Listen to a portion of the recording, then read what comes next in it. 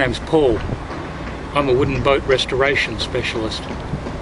I've been restoring wooden boats for over 20 years, and my friend Rob and I have just taken purchase of 2 classic cruising yachts, and we're going to restore them over the next 2 months. During the project, I'm going to do tutorials so that you can learn the tricks of the trade in restoring wooden boats.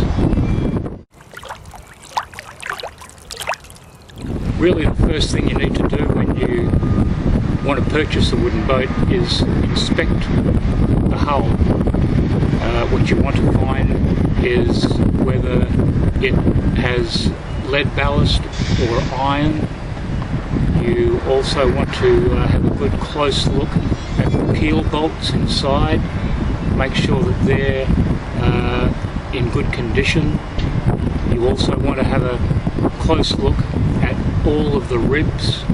Make sure that none of them are broken. If they are, then you'll have to repair them.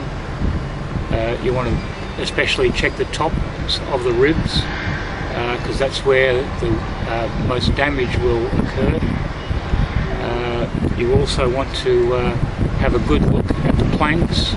Make sure that the plank edges and seams are in good condition.